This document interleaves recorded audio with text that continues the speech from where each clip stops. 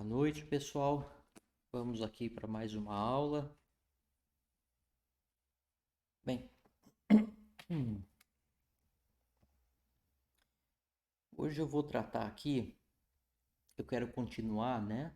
Não, primeiro de tudo, eu vou continuar com os assuntos e aprofundar mais alguns assuntos, buscar alguns conceitos que eu trabalhei para para trazer uma ideia melhor, os conceitos que nós vamos trabalhar aqui, né?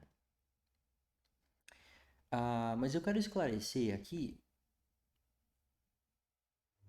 uma coisa muito importante que ah, eu estou insistindo aqui nessa conceituação, não é? Do divino, assim eu posso dizer, né? E desses seres que a gente vê, né? Se manifestando, essas manifestações divinas todas. Eu vou insistir por algumas aulas nisso para aclarar mais e dar exemplos, né? Porque quando nós entrarmos nas leituras das escrituras dos antigos egípcios, nós precisamos desses conceitos. Porque se eu já começar a ler as escrituras sem a filosofia, sem a base filosófica, você não entende nada, tá? Nada. Você olha aquilo ali e parece o quê? Parece o que geralmente falam, né? A mitologia egípcia, né? Umas historinhas, sim? E uma mera historinha, né? Como uma mera historinha de gente tonta, vamos dizer, né? De primitivos. Olha como que eles pensavam. E aquilo ali tá carregadíssimo de filosofia. Tá carregado de filosofia, tá? As escrituras, todas aquelas mitologias, aquelas histórias, tá ok? É uma coisa assim, impressionante a quantidade de filosofia que tem ali. Então, ler as escrituras egípcias sem entender a filosofia antes é a mesma coisa que você pegar um livro de matemática com aquela simbologia sem entender o significado e a filosofia que está por trás daquilo, que é a base daquela escrita simbólica. Você não vai entender nada. Sim? Ok? Então, assim, precisa saber a filosofia antes, tá? Então é por isso que eu insisto aqui nessa série de aulas tratando destes conceitos, tá ok? Então, bom, vamos continuar.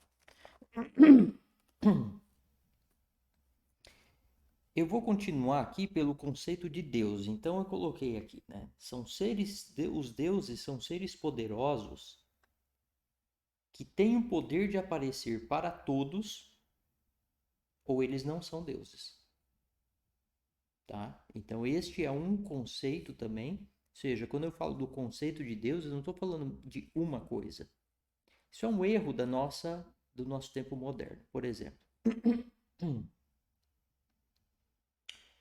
a pessoa analisa uma situação e ela entende uma característica daquilo ali, certo? Você entendeu uma característica. E pode ser que aquela característica que você entendeu é uma característica fundamental daquela coisa, daquele fenômeno, do que quer que seja. Mas isso não quer dizer que aquela característica seja a única característica daquela coisa. É uma. Quantas mais tem?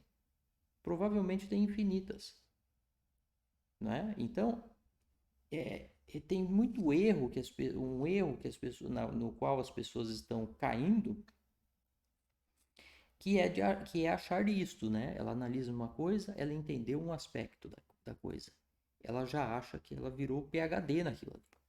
Ela já entendeu tudo. Basta um pouquinho mais que ela vai ver que ela vai escorregar, porque ela pegou uma característica. Importante, sim, só que você tem que continuar indo em frente. Você tem que ver outras. Então, o conceito de Deus, ele não é uma coisa, é uma série de coisas, né? E uma das características de ser Deus é esta. São seres poderosos que têm a capacidade de aparecer, de se manifestar na matéria ou materialmente para todas as pessoas. Ou eles não são deuses. Isto é de fundamental importância. De fundamental importância, inclusive no caso teológico. É a base de uma boa teologia. É a base de uma boa e verdadeira teologia. Um ser que não aparece para todas as pessoas, ele não é um ser que tem poder para ser Deus. Por exemplo, eu estou aparecendo aqui para todos vocês. Se uma pessoa é cega, ela pode pôr a mão em mim, ela pode me escutar, e todas as outras vão. Certo? Então, se eu quiser aparecer para as pessoas, eu, humano que eu sou, eu consigo aparecer. Então não tem condição de uma pessoa, de um ser que é muito mais poderoso que eu, que é um Deus, não conseguir aparecer para todas. E as pessoas ficam confusas porque eles vão falar assim: ah, mas e Deus, o Deus criador de tudo? A gente não vê ele. A gente não vê porque nós estamos dentro do corpo dele. Mas nós ainda vemos o seu poder, não é? Como, por exemplo, o poder de criação. Você vê criação, é criação para todos os lados, não é? É criação, criação, criação, criação, não sem fim, não é? E os filhos dele, nos quais ele se dividiu, nós vemos se manifestando por todos os lados, por tudo, né? O poder do Deus de Ruth, das palavras, sabedoria e conhecimento, ou até mesmo de cálculo, né? Hoje a gente chama de cálculo, né? A questão aí do, do poder mental, né? Ele está por todos os lados. Ele está nos computadores, na carne divina. Ele está presente, os poderes divinos estão presentes na carne divina. Hã? Então, por isso você vê aparecendo por todos os lados esses poderes divinos.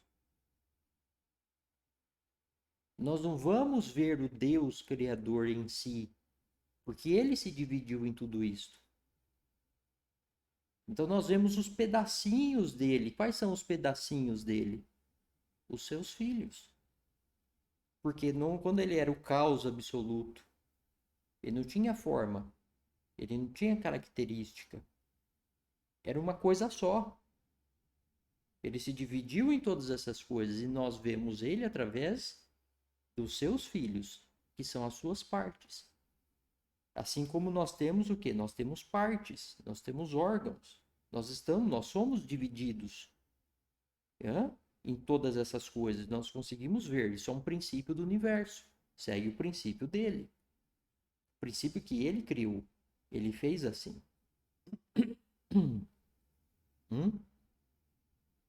Ok? Então você veja que interessante, né? Como a manifestação de Deus, né?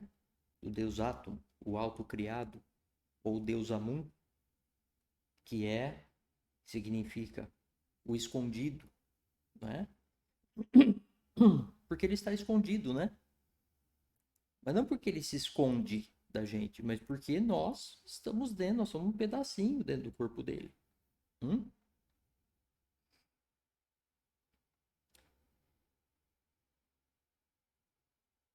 Ah, mas será que nós somos deuses? Ah, e agora vem uma comparação importante aqui.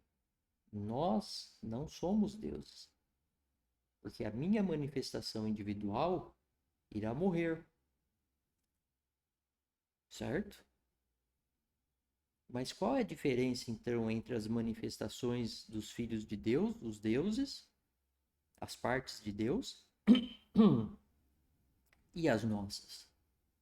Ora, na verdade é muito simples, né? A nossa manifestação individual, humana, vai morrer. Eu como indivíduo, tá? Esta manifestação, certo? Vou tratar da vida após a morte, da imortalidade em outro momento. Vamos por partes. Então, esta minha manifestação vai morrer, certo? Esta minha manifestação material. Sim, minha carne vai morrer. Hã? Mas os deuses, as manifestações deles são imperecíveis. Porque nos outros seres humanos, elas vão continuar aparecendo. Por todo o restante da natureza, em todos os outros animais, em todos os outros seres, elas vão continuar aparecendo. Está entendendo a diferença entre nós e os deuses? Então, este é o ponto, esta é a questão, tá? Esta é a diferença. Tá ok?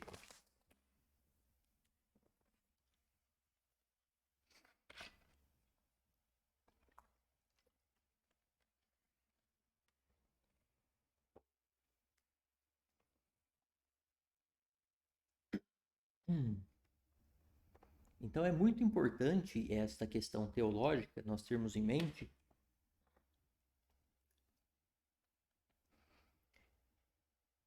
não é, sobre este conceito importante, essa característica importante que é ser um Deus, que é o poder de se manifestar, não é, na matéria para todos.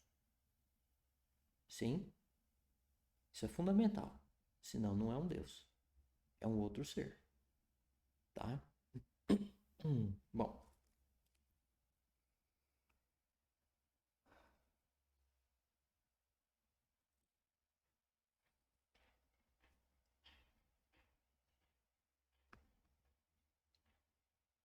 que eu coloquei um assunto para tratar, que eu já falei sobre ele e vale a pena a gente reforçar, que a emergência dos seres pelas diferentes escalas materiais, né? Do subatômico, às empresas, aos estados, à astronomia. O que eu estava falando, né, que quando a gente forma uma empresa, por exemplo, a empresa é um ser, né? Assim como no nosso corpo nós temos as nossas células, e das nossas células emerge nós como um ser, né? É um conceito, você vai falar assim, é um conceito difícil, é verdade, né? Mas ele é bastante esclarecedor, né? Você fala assim, poxa, mas eles são indivíduos ao mesmo tempo que nós somos indivíduos. Quem manda em quem?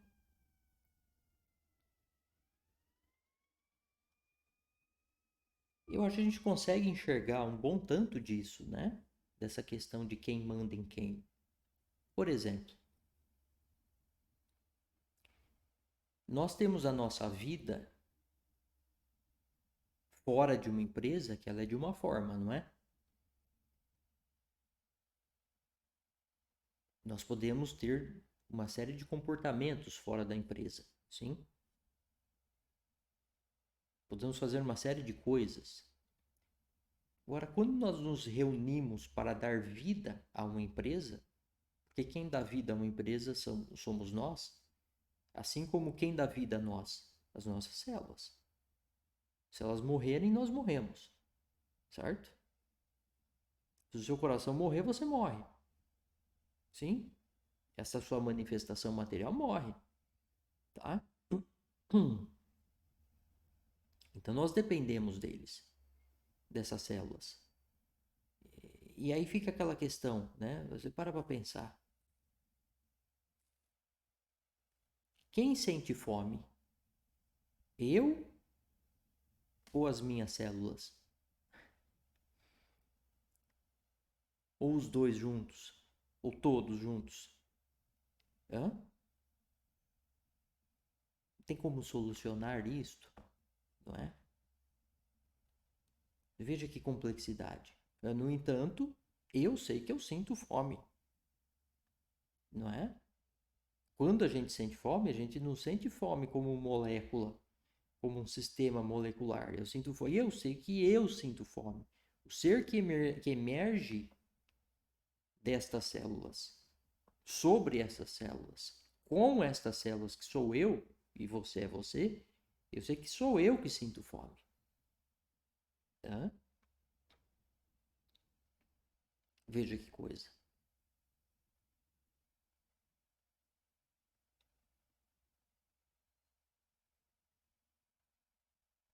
Mas aí os cientistas vão investigar e estão corretos, tá?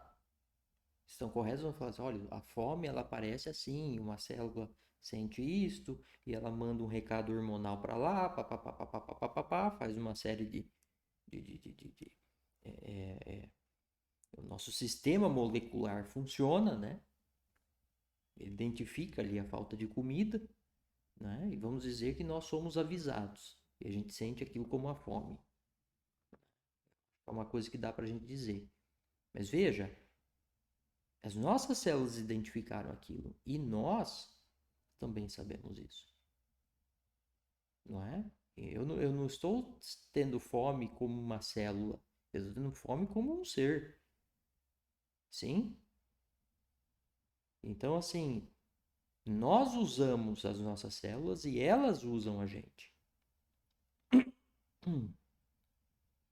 E quando nós vamos para uma empresa, certo? Nós estamos diante de um sistema que não é igual, mas ele tem o mesmo princípio, eu vejo.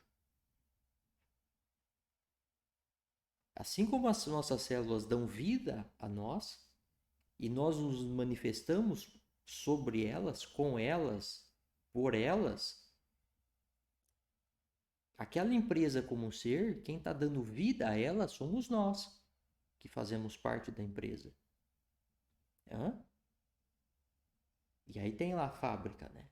E precisa dos insumos, né? Precisa da comida da fábrica, precisa de energia, não precisa, precisa de tudo aquilo ali. Quem vai fazer aquilo ali? Nós vamos fazer aquilo ali, como indivíduos. Hã? Aí você vai falar assim, tá, mas a fábrica tem uma boca? Bom, dependendo da situação, você até vê a boca ali, né? Comendo as coisas, né? Não é? Você vai falar assim, tem um motor ali gerando energia, que você põe lá o combustível e ele gira, né? E produz energia ali, elétrica, ou mecânica, ou térmica, o que for, vapor, né? Mas se você olhar dentro do nosso corpo, você vai ver a mesma coisa. Se pegar as mitocôndrias, acho que vale a pena pegar a mitocôndria para mostrar. Deixa eu mostrar a mitocôndria. Eu tô vendo que essa aula vai umas 3 horas aqui. Tô nem aí. Vocês vão ter que me aguentar. Agora vou eu aqui na. Vou ter que ir lá pesquisar a tal da mitocôndria. YouTube. Mitocôndria.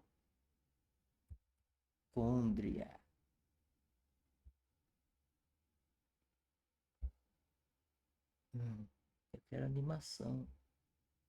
Vamos ver.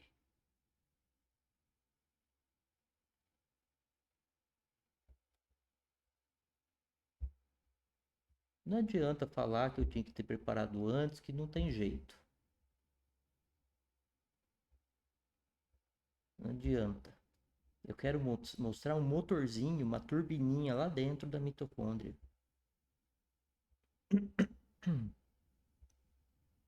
Esse cara que tá enrolando tá me enchendo o saco. Cadê o motorzinho dentro da mitocôndria, cara? Ele tá mostrando lá o motorzinho. Tá muito lento esse motorzinho. É uma velocidade. Ah, eu acho que é esse aqui, ó.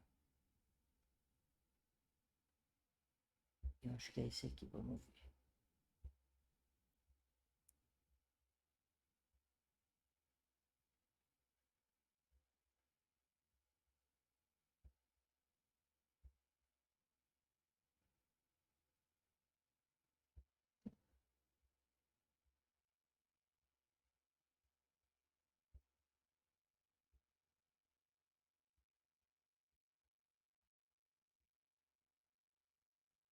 aqui, ó. Então vai, esse aqui já mostra, vamos ver então.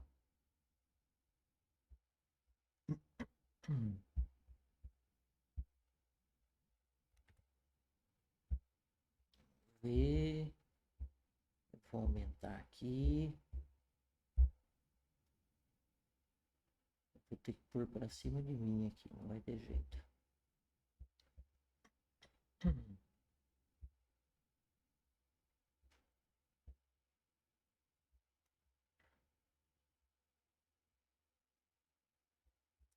Vamos ver.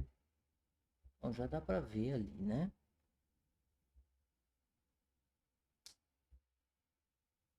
Ó, isso aqui que tá aparecendo aí para vocês, tá? É dentro de uma mitocôndria.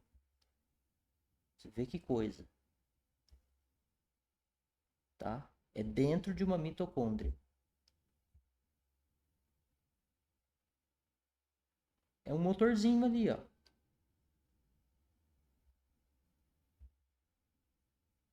Tá?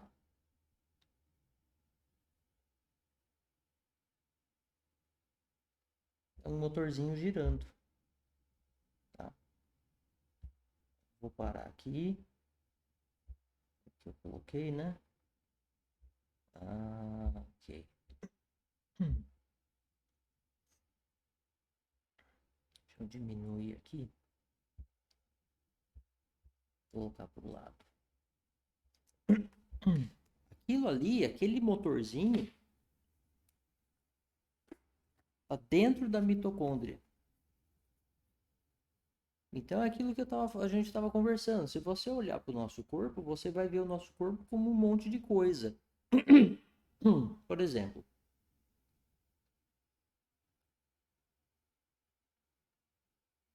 a água que está ali no copo. Você vai falar, ah, ele é uma coisa inorgânica, morta. Aí a gente bebe, no nosso corpo ela é viva.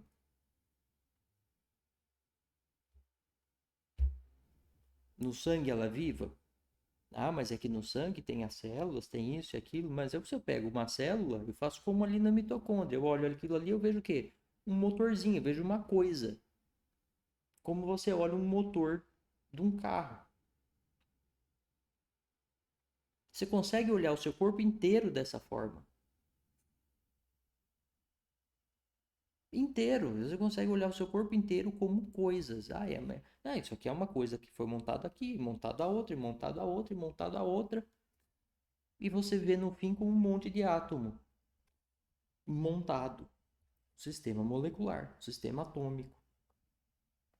E no entanto eu estou aqui, eu sou um ser. O que emergiu daqui? Um ser. Então o que emerge ali na empresa? Um ser. Só que nós estamos na escala individual humana.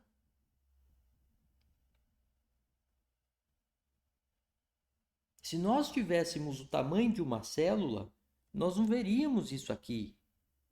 Eu não veria isso aqui como eu vejo aqui, né? A nossa pele, você aí. Eu não veria isso. Se nós tivéssemos daqui do tamanho ali de uma molécula, de uma célula, a gente veria, se tivesse olhos, né? Nós veríamos do jeito que nós vimos ali na animação. Aqui a gente olha para a fábrica, nós não vemos a fábrica, a empresa ali como um todo, assim como a gente vê aqui. Nós nos vemos aqui. Nós vemos o quê? Nós vemos ali o motorzinho, do mesmo jeito ali da mitocôndria. Tá entendendo?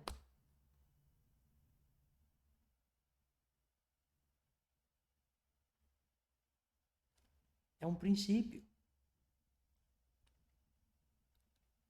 E se você olhar o universo inteiro, o que você vai ver se a gente conseguisse? Deus. O Deus átomo.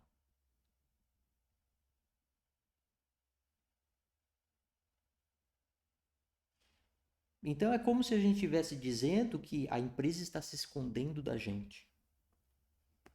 Ela não está, nós não temos a escala para ver uma empresa assim como a gente vê, né, um ser humano, como nós nos vemos aqui. Então nós não vamos ver a empresa como um ser do mesmo jeito que a gente não vê Deus, o Deus átomo, o primeiro, como um ser. como um todo. Veja como que nós estamos dentro da nossa escala.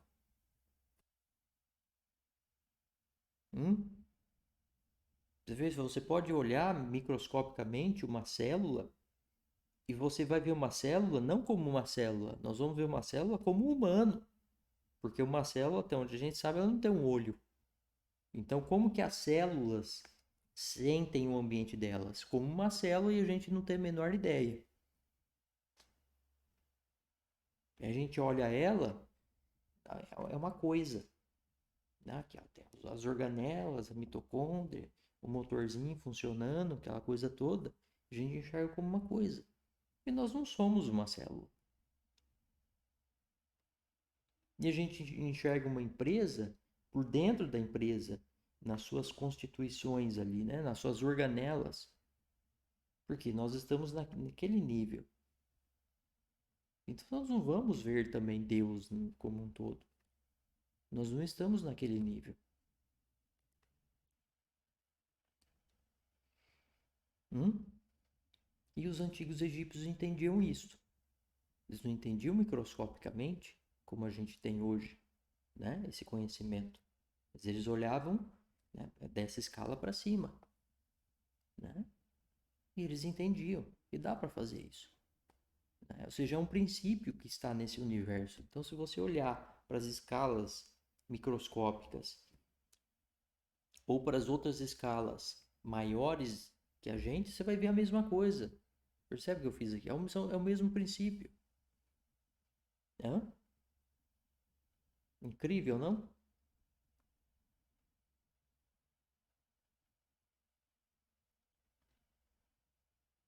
Então você veja, por exemplo,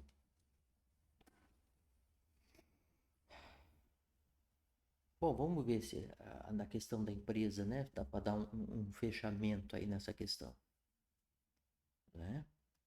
Uma empresa, um exército, né? Um estado, né?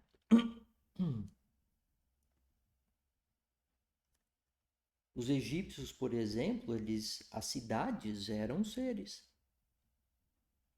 né? Eles enxergavam que uma cidade era um ser. Dentro dos templos, tinha ali dentro do templo um, em inglês é shrine.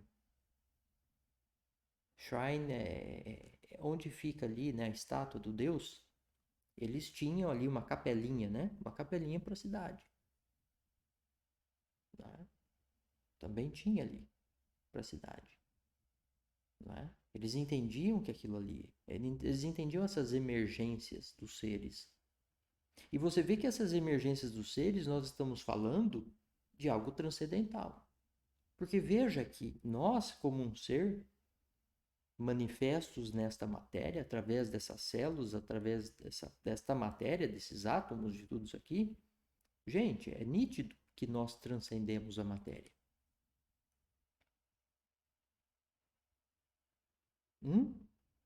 Nós transcendemos a matéria. A nossa existência como humanos, como ser, ela transcendeu a matéria. Eu acho engraçado os cientistas, alguns, né, falando assim, é um mero sistema molecular. Ah, é mesmo? E por que você quer ganhar o prêmio Nobel? O sistema molecular quer ganhar o prêmio Nobel? As suas células querem ganhar o prêmio Nobel? Hum? Einstein era um gênio, não sei o quê, mas era um mero sistema molecular. Não era Einstein. Mas quer ganhar o Nobel, né? Mas você é um sistema molecular. Mas ele quer ganhar o Nobel.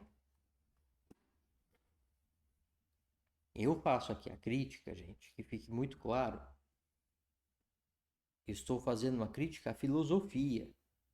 E tem um monte de gente excelente, cientistas, eu adoro. Tem uns canais que eu vou pôr uns vídeos aí, pode subscrever, são fenômenos fantásticos que o pessoal relata. Eu adoro. Agora, a filosofia que eles fazem por cima dos fenômenos é pobre, né? É pobre. Então não adianta. O cara pode descobrir os fenômenos mais incríveis. Mas a hora que ele tira a filosofia daquilo, não sai nada. É o sistema molecular. Não, meu filho, a nossa consciência. Hum? Hum. O nosso próprio olhar, eu não estou vendo moléculas aqui, ó, tá? Nós não estamos vendo moléculas. E isso é real. Como que não é? Em cada nível da realidade tem a sua realidade, não é?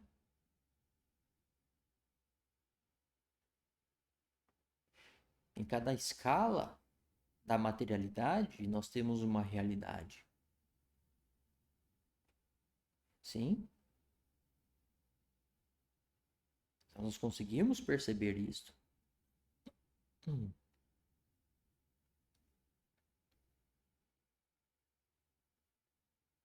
Agora, eles não podem admitir, né? Muitos deles, eles não querem admitir a existência da transcendência. Porque se você olha como eu estou olhando aqui, filosofando, usando esse conhecimento, tanto que vem da ciência quanto dos antigos egípcios, a filosofia, a constatação é que existe um ser transcendental aqui. Cada um de nós é um ser transcendental. Nós transcendemos a matéria. Não é meramente um aglomerado de átomos, um sistema atômico ou molecular ou o que quer que seja. Não é. Nós transcendemos a matéria. Então nós não precisamos querer derrotar a matéria, né? Como muitas escolas espiritualistas propõem. Isso é bobagem. Essa matéria está cheia de transcendência. Cheia. É como a questão da energia, né? Nós conseguimos ver a energia pura. Nós não sabemos nem o que é. Não tem um exemplo de energia pura no universo que a gente consegue materialmente ver. Existe uma manifestação material da energia pura. Mas, no entanto, nós vemos as manifestações. As diferentes manifestações da energia. Hum?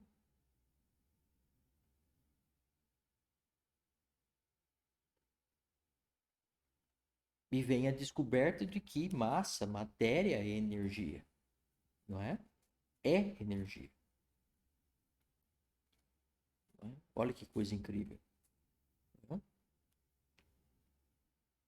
é? A gente pega energia na mão. Não é outra coisa, é mesmo. Olha que coisa.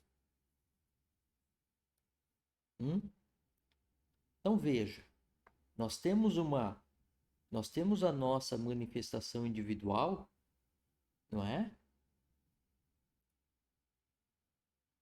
As nossas células são indivíduos, nós somos um indivíduo, nós somos um indivíduo na nossa sociedade, nós somos um indivíduo dentro da nossa cidade, dentro da nossa comunidade, dentro das empresas. E a gente entra naquela quem manda em quem, né? É uma interdependência. Hã? É uma interdependência, porque o que você faz no seu dia a dia fora da empresa é diferente do que você faz dentro da empresa, não é? Então é evidente que existe uma interação, não é? Você veja, as minhas células estão aqui dentro do meu corpo, né? As que estão no fígado estão no fígado. As que estão no coração, no sangue vão circulando, não é? E elas precisam ter um comportamento específico, né? E eu também tenho que ter. Então, eu estou limitado, não é? Eu tenho um condicionamento, certos limites dados por elas, sim? o que você pode comer, não é? Que tem uma alergia a isso, tem não sei o que aquilo, não posso comer isso, não é? Tem uma série de limitações que vêm delas, não é? E elas também têm algumas limitações em relação a mim. Sim? Olha que coisa. E é assim, não é? Então, em ambos os casos, tanto eu dependo delas, quanto elas dependem de mim como um ser. Porque, por exemplo, elas têm fome, elas avisam, fome, quem vai comer? Eu vou comer. Tanto é que a gente às vezes está com fome, não, não, vou esperar mais um pouco, que eu não sei o que eu vou fazer isso, que eu vou fazer aquilo, né? Ou quando a gente exagera na comida, aquela coisa, né? Sim? Olha que coisa, que interação. E se você vai ver numa empresa, vai ser a mesma coisa. A gente não consegue ver a empresa como um ser, né? Dado a escala na qual nós estamos, que eu já tratei. Mas existe uma interação e nós estamos dentro da empresa condicionados. Nosso comportamento é um comportamento diferente de quando nós estamos fora da empresa. Assim como um casal, a hora que se uniu, o comportamento já não é mais de solteiro, é uma outra coisa.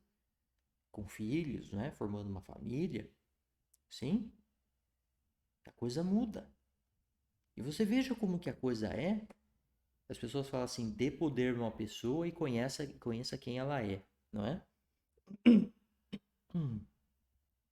É interessante isso, porque você vê uma pessoa e ela sobe no poder, né, dentro da empresa ou dentro do estado, e o comportamento dela muda.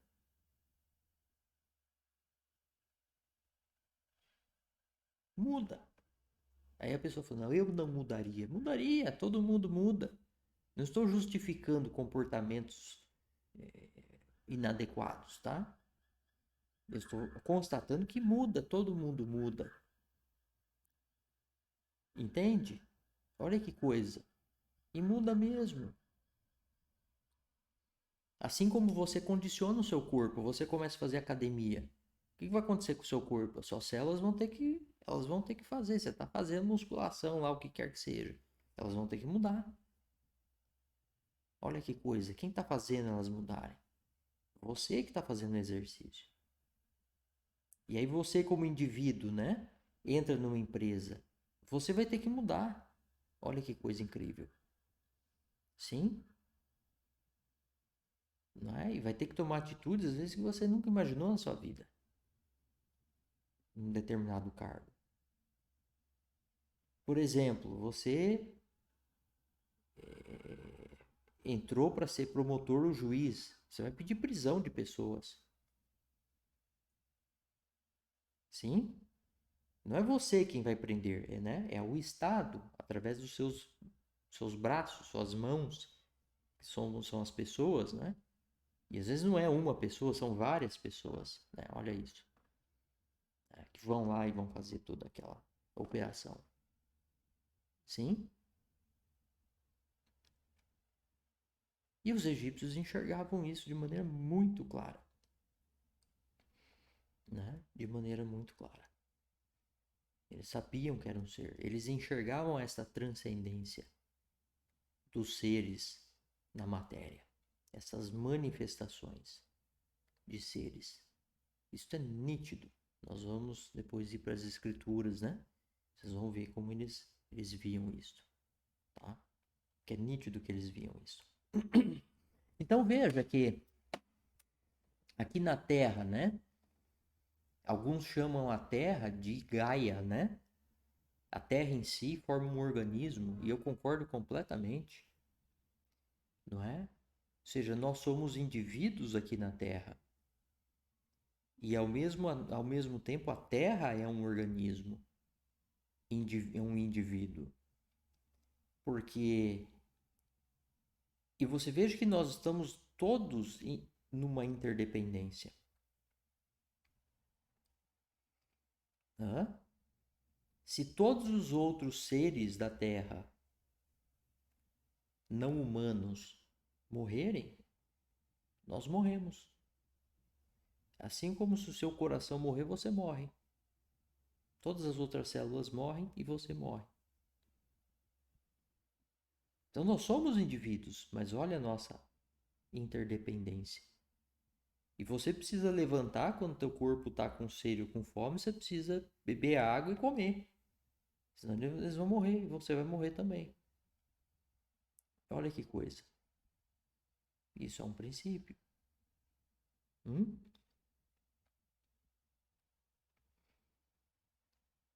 Aí eu estava pensando, né? Você veja assim, nossa, que coisa, né? Uma célula dentro do nosso fígado, ou em qualquer outro lugar, né? Se não sejam as imunológicas, né? E as sanguíneas, ficam ali a vida inteira delas, né?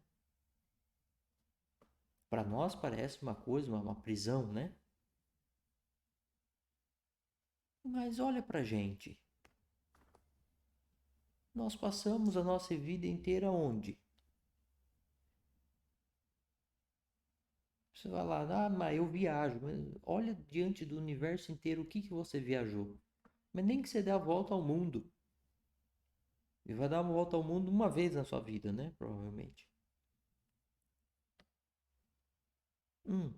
O que é isso em escala astronômica, comparado à escala astronômica, ao corpo inteiro de Deus? Não é nada. É igual a célula do fígado, ele está ali. Praticamente a mesma coisa. Mas para nós é uma coisa imensa, não é? Viajar longe. Para nós é longe. Mas em escala astronômica não é nada. Não é?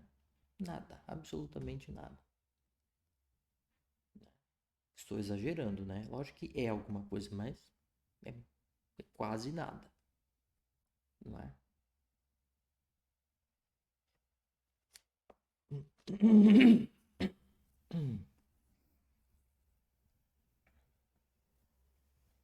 Bom,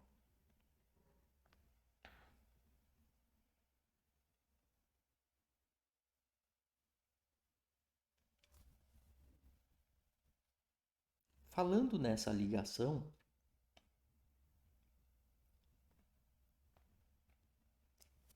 essa interdependência, não é? Essa ligação que nós temos, né, aqui com a Terra, né? Em algumas cosmogonias dos egípcios, eles chamavam a gente, eles colocavam o ser humano como filhos da Terra, né? Criados pelo deus Geb, que é a Terra, não é? Que não quer dizer que nós não fomos criados por Deus. Nós fomos criados por Deus. Mas por qual meio? Pela Terra. Filho de Deus. Sim? E dessa dependência que nós temos, essa ligação, né? Você veja como nós estamos ligados à Terra. Mas você não vê um cordão umbilical, né? É uma ligação, mas é uma ligação imaterial. É uma ligação que nós não enxergamos. Mas veja, quando o ser humano vai para o espaço, ele volta ali da estação espacial cheio de problemas de saúde. Olha como nós somos dependentes deste, deste bioma, não é? E não é uma coisa material. Você não vê esta ligação. Sim? Não é uma ligação de fato. Mas ela é real. Não é? Assim como você. Então nós estamos cheios, ao nosso redor está cheio de coisas que nós diríamos imateriais, mas que são reais. Por exemplo, como eu já disse, né, a luz. A luz é uma onda e uma partícula. E nós não vemos ela na nossa escala nem como onda nem como partícula. Nós não vemos. Nós não vemos as partículas de luz passando igual se fosse uma chuva, não é? Eu tenho luz incidindo sobre mim, e mesmo a luz do sol a gente vai sentir como calor, mas a gente não sente como gotas de chuva, como partículas. E nem vemos. E quando a gente vê a luz que se vem até a gente vê o objeto que emitiu ou refletiu a luz. Olha que coisa. Não é mentira, é real isso. Mas a realidade da luz como onda ou como partícula, nós não percebemos. O magnetismo, por exemplo, né? Você pega um ímã, você não vê aquilo ali. Não adianta pôr limalha de ferro que para você enxergar as linhas magnéticas. A limalha é de ferro que você está vendo. O magnetismo em si a gente não enxerga. Mas seguramente é alguma coisa. É real, mas é imaterial.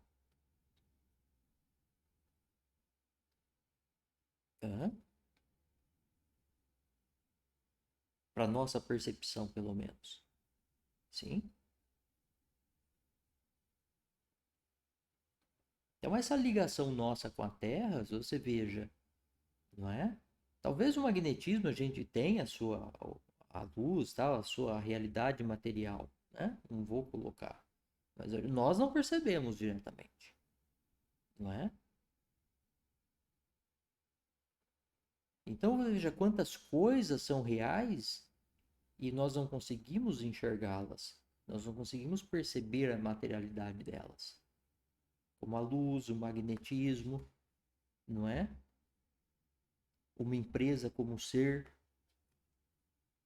né? A gente não consegue ver.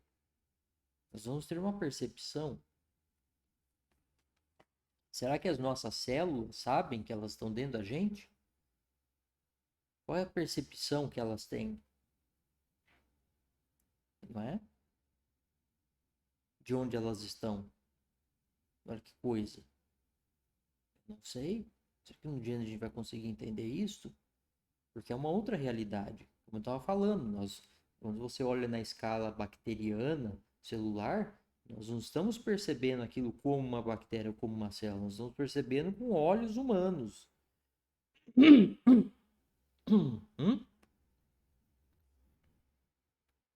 Será que é possível? Não é? Veja que para entender a existência de Deus, do Deus átomo, nós temos que filosofar. Olha quanta coisa que eu estou aqui trazendo de pensamento. Sim?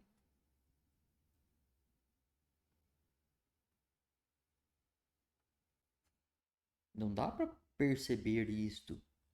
Nós não vemos ele como um todo. Hum? Veja como é difícil.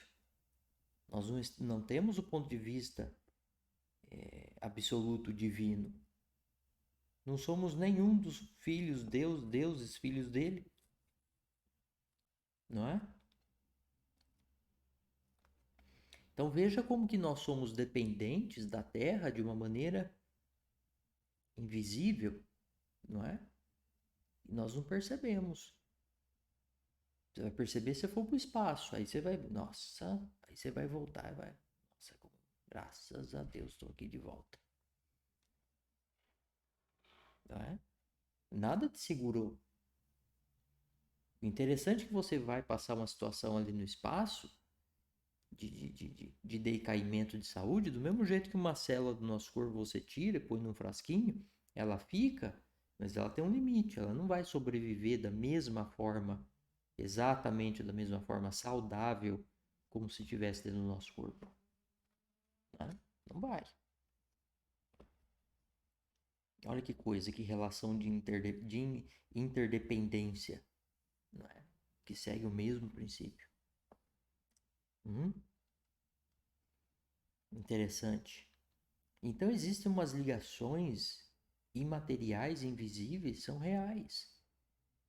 Eu falo isso Porque eu quero remeter, eu estou falando aqui em materiais, elas são, vamos dizer, transcendentais. É mais uma característica do que é transcendente, né? É uma interdependência transcendental.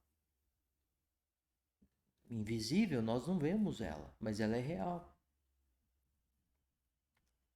E das descobertas de Einstein, nós temos uma coisa bastante interessante. O pessoal fala que nota muito, né, a ligação, a dependência entre tempo e espaço. Então, se você acelerar, e quanto mais rápido, quanto mais velocidade você tiver, quanto mais próximo da velocidade da luz, menor é o tempo, né? Mais devagar passa o tempo para você. É uma coisa bastante complexa, não vou entrar nos detalhes, tá? Agora o pessoal esquece de um ponto. Na verdade, não é uma ligação entre espaço e tempo somente, não. A matéria está ligada ao espaço, que está ligado ao tempo. Os três, matéria, espaço e tempo, estão ligados entre si. Então, o ponto que o pessoal não percebe, que esquece de falar, mas que é verdade, você pode buscar em vídeos sobre a relatividade e tal, uma coisa um pouquinho mais profunda, é que conforme você acelera para ganhando velocidade, indo aí até a velocidade da luz, né? Vamos dizer, como vai acelerando por aí afora, o tempo passa mais devagar, mas a sua massa aumenta. Porque massa é igual a energia. Se você está ganhando energia cinética, velocidade, a sua massa está aumentando, porque a sua energia está aumentando. E o pessoal esquece de falar. Então essa ligação é entre matéria, espaço e tempo. Aí eu pergunto para você, ou para um cientista, mostra para mim a ligação. Mas eu quero ver igual uma cordinha. Tem? Consegue achar essa ligação? Gente, olha como isso é transcendental. E é real. É tão transcendental como a questão da energia pura. O que é energia pura? Não tem energia pura, que a gente, um exemplo. Não tem. Mas dá para pegar aqui, ó. Aqui, ó. Energia. Não é pura, porque tem essa. Não é pura, né? A massa não é energia pura. Massa é uma massa. Aqui tem um monte de átomos de quanto é jeito. Não é energia pura também, mas é energia. Mas olha essa ligação entre matéria, espaço e tempo. Quer mais transcendência que isso?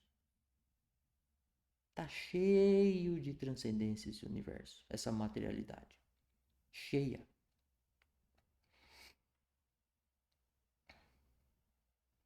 É incrível, não? Qual é a ligação? Eu estava pensando outro dia também, queria já falar aqui, já um pouco mais para física, que o pessoal fala assim, por que a velocidade da luz é 300 mil quilômetros por segundo? Aproximadamente, né?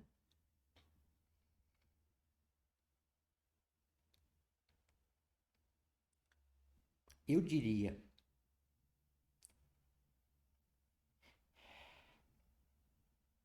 eu remeteria à criação de Maat, porque Deus se divide em todo esse universo, em toda essa diversidade de coisas e seres, e ele cria Maat para ter o equilíbrio. Sim?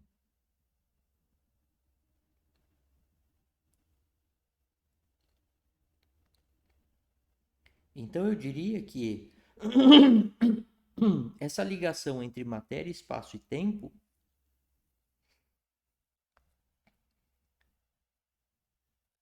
é uma ligação que tem um equilíbrio. É uma ligação feita de uma forma para que o universo não colapse novamente por causa absoluto. Exemplo, o buraco negro. O buraco negro, você tem ali você não tem um colapso de massa, um colapso gravitacional. Porque o buraco negro ele forma, vamos dizer ali uma esfera, né? O formato dele ali que ele tem. Mas veja, é um formato, mas ele tem um diâmetro, ele tem um tamanho.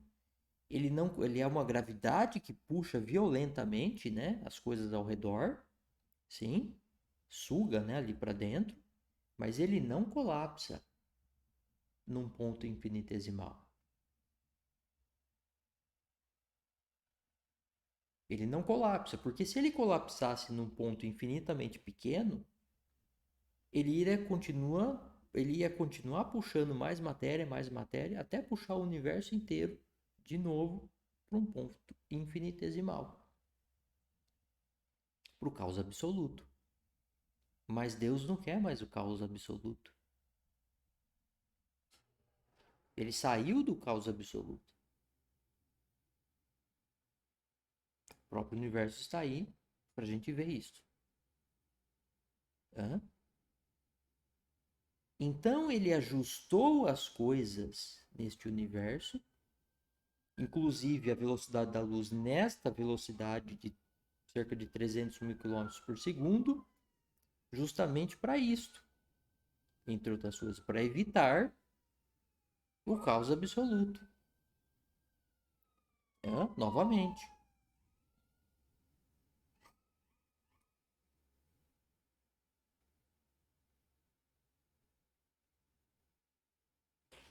E a velocidade da luz, se você olhar a questão do buraco negro com a velocidade da luz, é importante isso.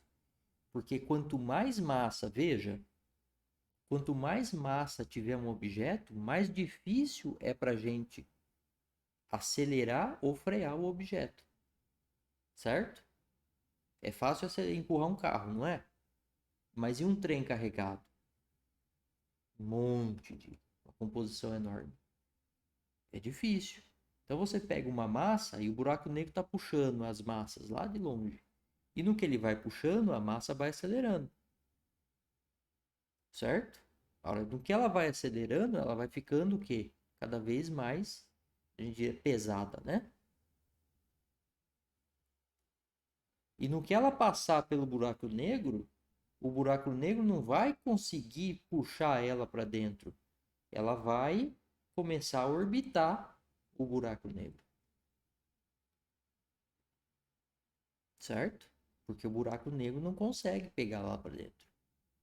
Porque ela está pesada. Ela está girando uma velocidade muito rápida, tá muito veloz. Certo? E no que essas massas estão numa velocidade muito, mesmo as massas que foram puxadas para dentro dele, elas não vão colapsar num ponto infinitesimal, porque ele não vai ter força suficiente. Porque no que elas vão acelerando para próximo da velocidade da luz, elas ficam extremamente maçudas, né? Pesadas. Então, o buraco negro, a massa que está mais ao centro do buraco negro, puxa para dentro para colapsar num ponto infinitesimal? Sim, mas as massas que estão girando próximas da velocidade da luz, do lado ali mais externo, puxam o que está dentro para fora. Você já fez, por exemplo, pegou um pauzinho, enrolou uma cordinha e pôs um pezinho? Você faz um movimento, certo? Quanto mais você girar, mais rápido você girar a bolinha, mais força você tem que fazer para segurar a bolinha orbitando. A bolinha, você puxa a bolinha para dentro, né? Por meio da cordinha, que seria a força da gravidade. Mas a bolinha, quanto mais rápido ela girar, mais ela puxa o pauzinho para fora e você tem que segurar. Hã? Então aí nós temos aquele buraco negro que estabiliza. que equilibra. Eu acredito que a velocidade da luz, nesta velocidade que está, neste universo, está ali colocada dessa forma, nessa velocidade, para evitar o colapso, não é? No caso, podemos dizer, dos buracos negros num ponto infinitesimal, que levaria o universo inteiro para o caos absoluto novamente.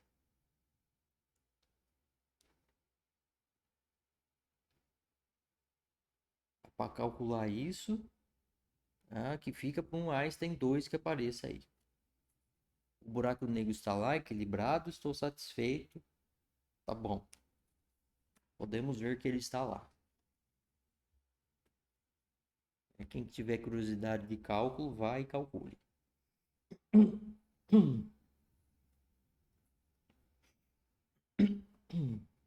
Mas você veja, né?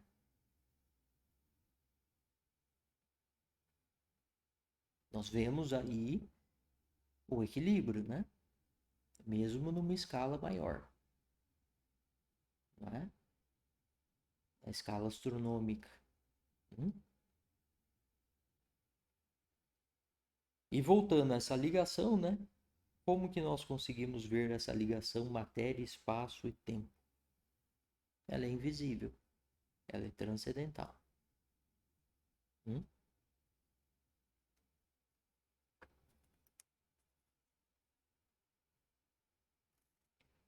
Ah, aqui eu estou para falar sobre os sistemas moleculares, né? Predeterminismo versus acidentes físicos. Acho que eu vou falar sobre isso, já que eu pus aqui.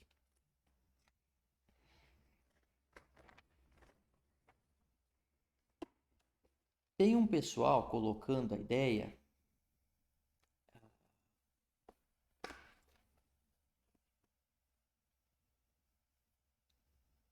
Tem duas ideias, né? Tem a ideia de que nós estamos num mundo todo pré-determinado, ou seja, nós somos aqui, vamos olhar o ser humano, nós somos um sistema molecular. Então, se você souber a condição inicial do sistema, você consegue saber a condição final. Ou seja, você saberia todas as decisões que uma pessoa tomaria, certo? Então, é a ideia das pessoas aí, de um pessoal, tá? Bom, tem outros que já têm essa ideia, a ideia dos acidentes físicos, que tudo é acidental, não é? Então, por exemplo, o surgimento da vida na Terra, dos seres vivos, foi um acidente. Tudo é um acidente, então foi um feliz acidente. Tudo no universo é um acidente.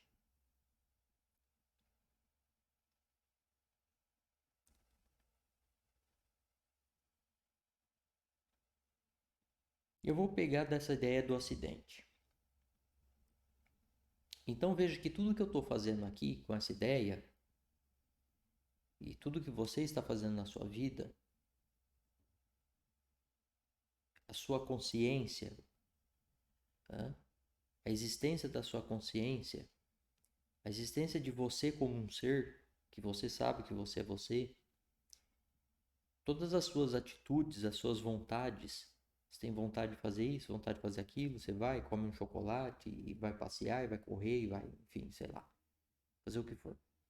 Que tudo isso aí é fruto de um acidente molecular dentro do seu corpo. Acidente porque são coisas, né, aleatórias, tá? Olha, o problema de falar isso, e eu acho que é por isso que o pessoal está indo para o pré-determinismo, está optando pela história do pré-determinismo, é o seguinte: nós identificamos que nós temos vontade, certo? Eu tenho vontade, eu vou beber água. Isso é um acidente molecular.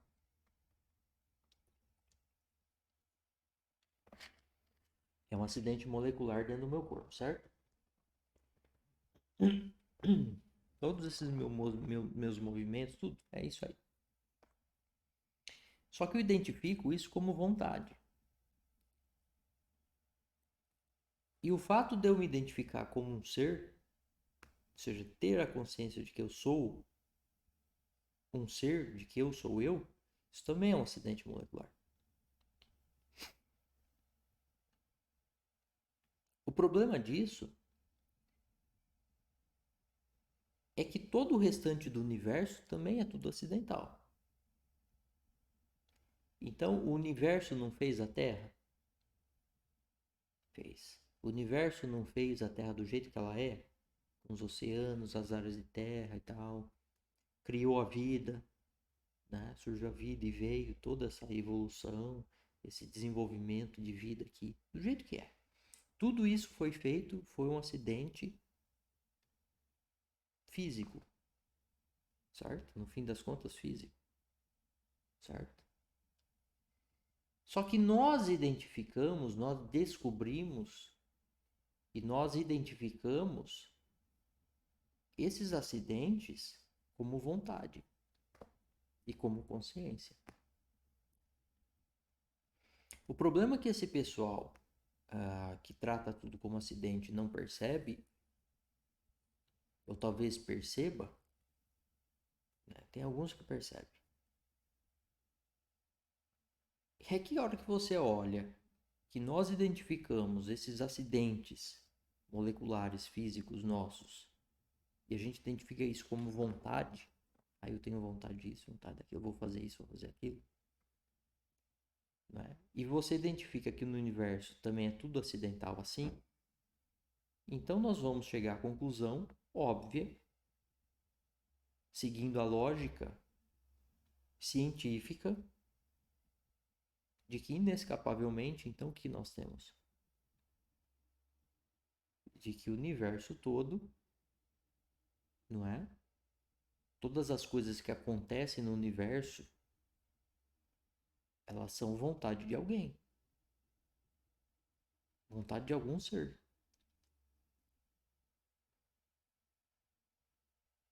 E de que esse universo tem consciência. É uma questão de identificação.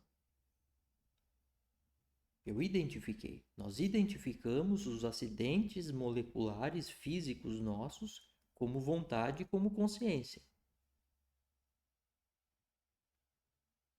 Se esses acidentes manifestaram essa vontade, se eles são a nossa vontade, se eles são a nossa consciência, o que são os outros acidentes do universo? Eles também são vontade. Eles são vontade e eles são conscientes. Ou eles geram, como você quiser. Vai ser difícil dizer. Né? Porque o cara fala, você acha que você quis fazer, mas foi um acidente. Mas eu identifiquei isso como vontade. E quem disse que o universo não sente do mesmo jeito?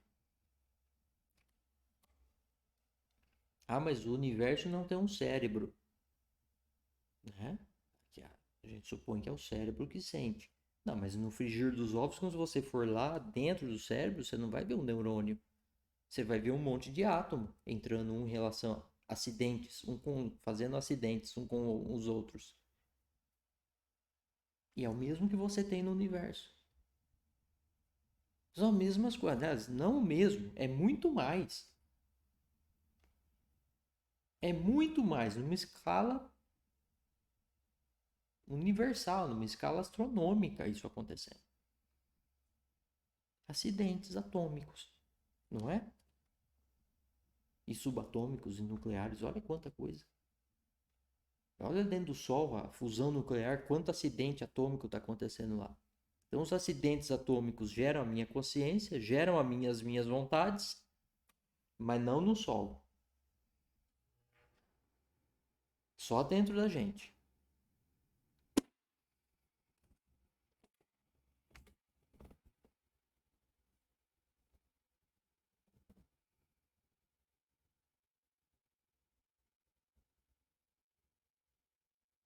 Então, este universo é burro, viu?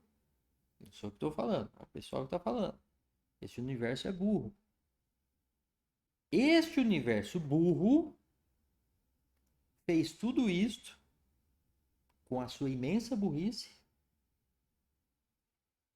e nós somos inteligentes.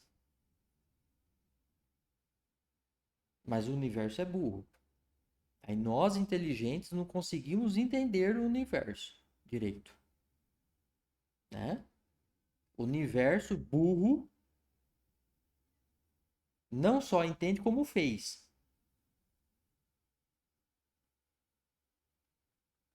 Quem quiser ficar nessa loucura que fique, eu tô fora. Então eu falo para vocês, eu não acredito em Deus. Porque para mim não é matéria de crença, é tão óbvio, é tão límpido e cristalino. Hum?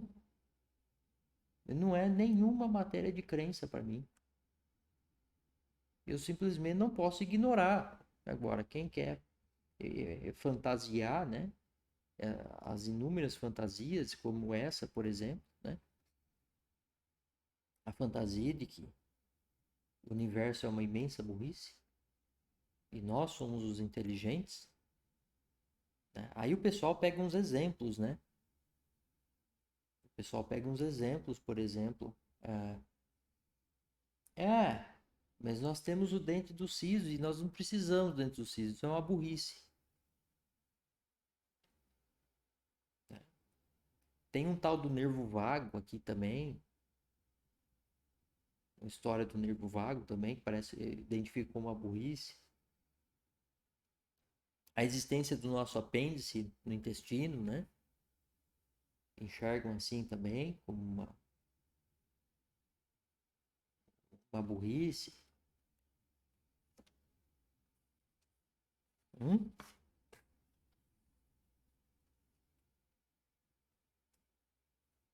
Mas não é uma burrice. Eu não vejo como uma burrice.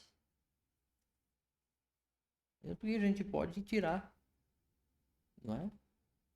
Eu diria mais, é justamente aí que a emergência de nós como um ser sobre esse nosso sistema molecular é que é importante, que é justamente a inteligência do universo. Nós surgimos e nós vamos lá fazer a nossa parte. Ah, vamos tirar o dente do siso, vamos tirar o apêndice. Tá entendendo? Porque o pessoal tá indo pro lado errado porque tá pensando, é falta de filosofia de novo. Outro dia eu perguntei para um cara, para um pessoal. Eu falei assim: nós estamos dentro do universo. Aí suponhamos que você pudesse ir para os limites do universo. Suponhamos que tem um limite, né? E você vai para o limite, aí você, daquele limite você sai para fora do universo. Eu falei assim: você saiu do universo. Você levou, uma vez que você foi criado dentro do universo e você foi criado pelo universo, se você sair do universo, levou o universo junto com você ou não?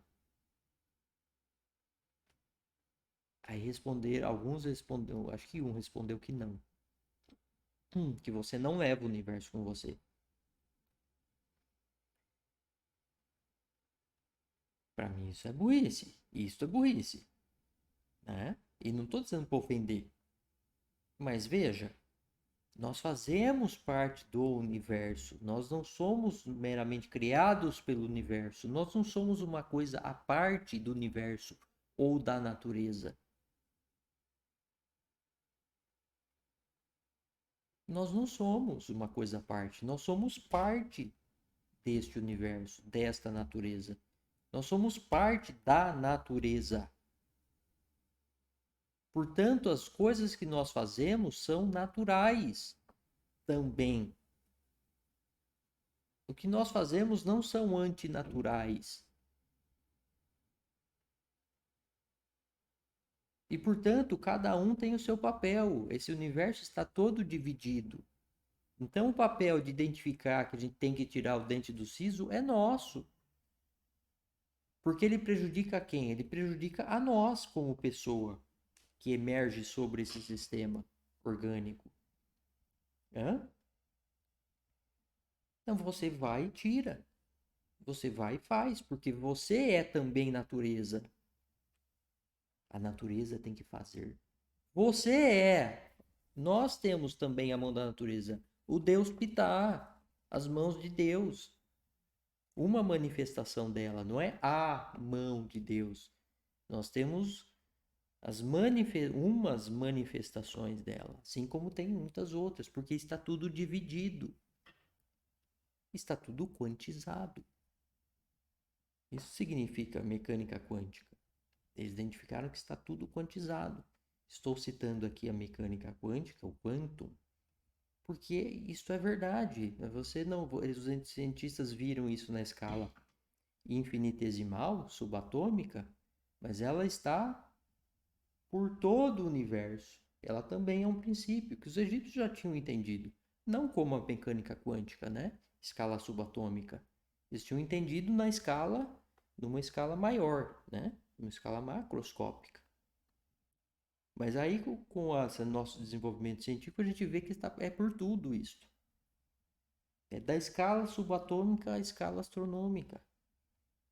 Está tudo dividido. Então, não é a responsabilidade por fazer as coisas, não é de alguns dos seres que Deus criou, é nossa também, porque nós também somos um ser criado por Deus.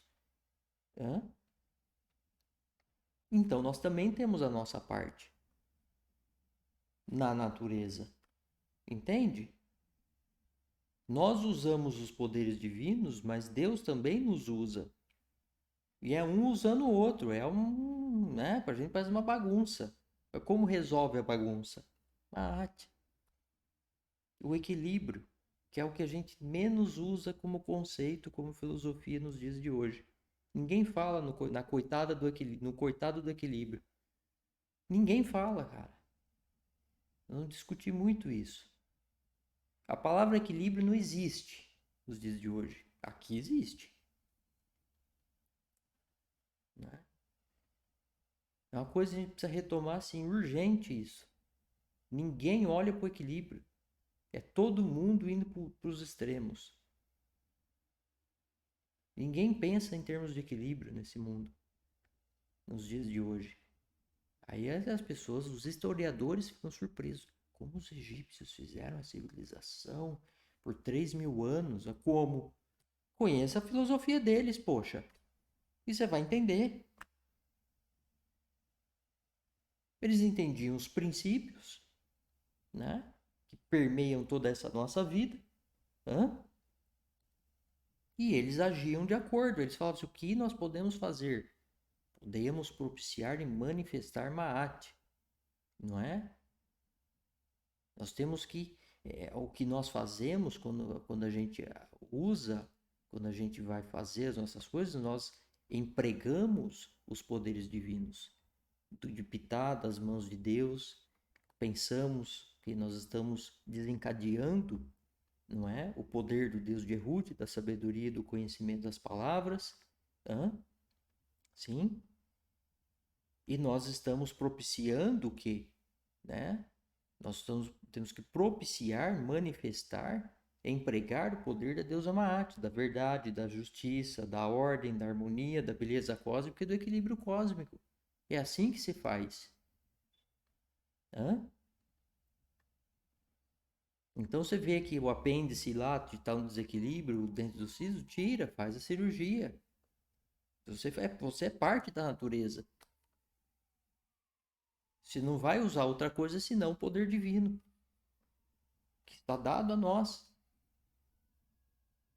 Nós temos o poder de fazer, então pegue e faça. Em vez de ficar achando que o universo é burro. Não, ele te deu um pedaço da inteligência dele, usa. Tá tudo dividido. Entende? Então, como que as coisas vão fazendo sentido com a filosofia dos egípcios? Esse povo foi sensacional, aqueles filósofos. É coisa incrível aquilo que eles fizeram. Tão incrível que agora eu vou passar o último recado aqui e vou encerrar que eu vou curtir o corpo de Deus. Sair aqui, apreciar o corpo divino. E você que faça o mesmo. Eu faço as minhas críticas aqui, gente, à ciência. Né? Nós estamos no ano 2022 e falar da ciência, nossa, você vai quase para cadeia. Momentos bárbaros. Eu não faço minha crítica à ciência. Eu estou, de novo, eu adoro a ciência. É maravilhoso. Eu falo para vocês, vá estudar. Né? Eu vou pôr uns vídeos aqui, se inscreva no canal. São fenômenos maravilhosos. São fenômenos do corpo divino, da carne divina. Isso é maravilhoso. A gente tem que conhecer mesmo os poderes divinos que estão aí. Né? E a ciência é um modo de observar maravilhoso. Agora, não vem fazer filosofiazinha de quinta. Né? O pessoal tá fazendo umas filosofiazinhas que dá até desgosto. Né? Tá? Então eu tenho um amor à ciência, que é o amor que é observar o corpo divino, no qual nós estamos dentro e do qual nós fazemos parte. Tá? Eu adoro, eu acho maravilhoso. Tá? É uma coisa assim, a gente vê o poder de Deus, né? Tá? Mas eu tava esquecendo de um negócio aqui. Eu falei, tem gente que olha como acidente, né? Eu fui para um desenvolvimento. Esqueci de falar do predeterminismo. Então tudo está determinado. Deixa eu ver se dá para falar. Bom, eu acho assim. Observações. Eu acho que é nítido nós observarmos que as coisas não estão determinadas. Que nós temos escolhas. Por exemplo, eu tenho um monte de escolha que eu posso fazer aqui. Eu posso ficar pelado aqui.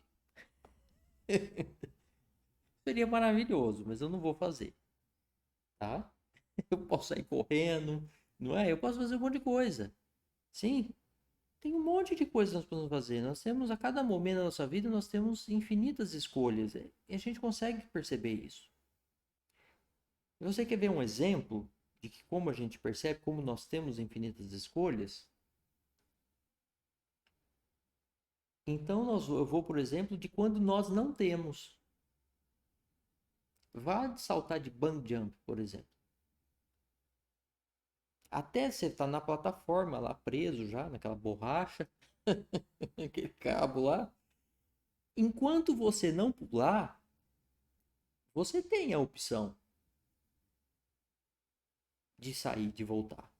Então vamos dizer que pelo menos você tenha duas, a opção de pular e a opção de não pular. Certo? Sim, você tem, é nítido aquilo. Você tem as duas opções. E você sabe disso. Agora, olha só, você pulou. Qual é a opção que você tem? Você não tem mais opção. Você já saltou. Dá pra você fazer xixi, cocô, gritado, é? Mas as suas opções diminuíram muito. A sua situação depois que você saltou está pré-determinada. Vamos dizer, a sua posição espacial. Né? Você vai ficar lá descendo, subindo, ou se esborrachar no chão, se romper o cabo, enfim. Né? Mas ó, a partir do momento que você saltou, a coisa está pré-determinada. Ou seja, não tem mais opção. Certo? Ali você percebe que a pessoa grita, né? Ela fala, você sente isso. A gente sente de maneira muito forte que a gente não tem mais opção. Acho que até aquela emoção que a gente sente, né, pulando ali, é isto. Outro dia eu tava numa montanha russa, fui numa montanha russa, chama Montanha-Russa da Ferrari, né? No, na Universal Studios, em Orlando. E eu fui nessa montanha-russa, e que era uma velocidade enorme, não sei o que, né? Aí eu sentei lá, dava pra sair. Aí eu peguei e falei, não, vamos. E pra você ter ideia, você vai lá e você tira tudo do seu bolso e põe num guarda-volume. Você não pode levar nada junto, né? Porque se cair, pode atingir outra pessoa e machucar violentamente, né? Pela velocidade. Aí eu fechei. Ali você sente. Ali já não tinha mais como sair.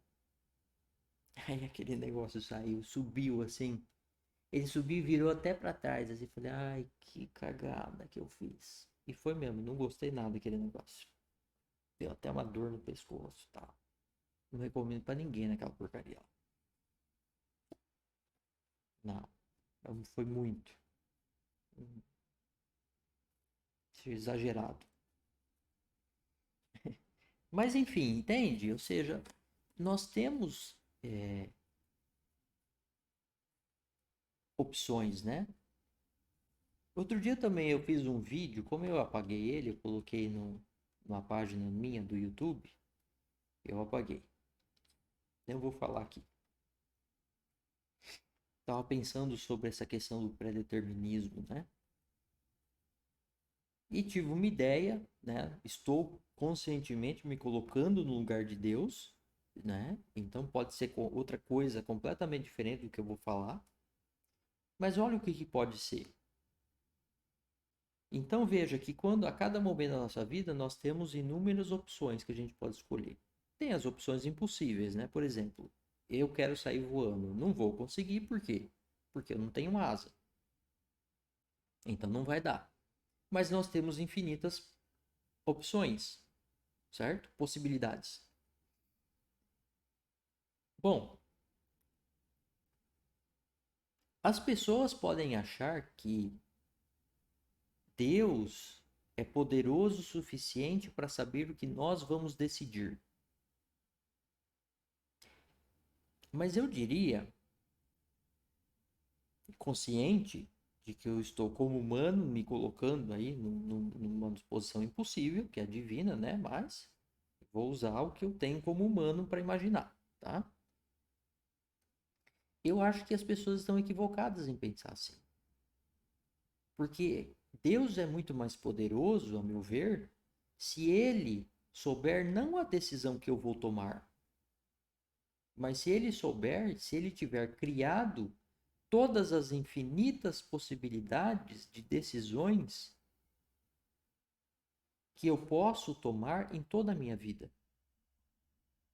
Então, a cada instante da minha vida, quem criou as opções que eu posso, as opções de decisão, as opções do que fazer ou do que não fazer, foi ele, que criou o universo todo. E ele sabe não o que eu vou fazer, mas ele sabe todas as possíveis decisões que eu posso tomar na minha vida. Eu acho que isso é mais poderoso, não é? Mas ele nos deu a opção de fazer ou não fazer. E isso combina completamente com a filosofia dos antigos egípcios. Está consistente com ela, não é? Porque é uma coisa que eu vou fazer ou não vou fazer. Sim, está dada a opção. Mas ele já criou. Ele criou as que nós temos e as que nós não temos e também. Vocês não vão voar. Não temos asa. Sim? Não é? Que imagina você numa negociação. Se você está negociando com alguém, é um poder muito grande você saber quais são todas as possíveis decisões que a outra parte pode tomar. Sim? Porque você não sabe a decisão que o outro vai tomar. Até o último minuto, a pessoa pode, de repente, assinar ou não assinar, né? Um acordo. Existem muitas outras formas, mas vamos colocar que é um acordo. Assinar ou não. Até o último momento, você não sabe o que a pessoa vai decidir. não é? Então não dá para saber. Nós não conseguimos saber, não é?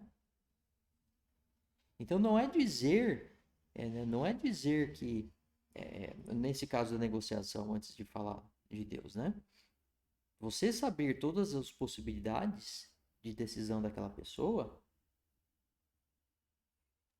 isso é um poder muito maior do que saber o que ela vai decidir. Porque, na verdade, saber o que ela vai decidir para nós é impossível, é falso. Então, o máximo que nós podemos, nós humanos, é saber quais são as possibilidades de opção da outra pessoa, da outra parte. E é por isso que o pessoal tem sistemas de inteligência, né? Sistemas de espionagem, né? Não é para saber o que o outro vai decidir, é para saber as opções que ele tem. E aí você vai se adequar àquelas opções. Isso é o que um sistema de inteligência faz, de espionagem, sim? Governamental, né? Agora, no caso de Deus, eu falo assim, você vê que a gente está numa situação impossível, é fácil ver, né? Será que Deus quer saber o que nós vamos decidir? Ou será o quê? Não sei, é uma pergunta para ele, né? Não dá para saber. Para nós não dá para saber. Entendeu? Então eu coloquei uma ideia, né? Dá pra gente vislumbrar alguma coisa, mas pode ser outra coisa, né? Pode ser outra coisa. Ele é um ser, enfim, ele faz o que ele bem entender, né? Se a gente, dentro das possibilidades, a gente faz o que bem entende, imagina ele, não é? Bom, então eu acho que por hoje é isso. Bom, pessoal, espero que tenham gostado. Ah, deixa eu ver aqui. É isso, né? Vou fazer a oração de encerramento, então, e vou ficar por aqui. Eu vou sair para curtir o corpo divino. Bom, os filhos de Deus, o Deus de Ruth, as línguas de Deus, Deus das palavras, sabedoria e conhecimento, e o Deus Ptah, as mãos de Deus vieram e se manifestaram. Agora eles fecham e trancam este templo. Nenhum mal conseguirá adentrá-lo.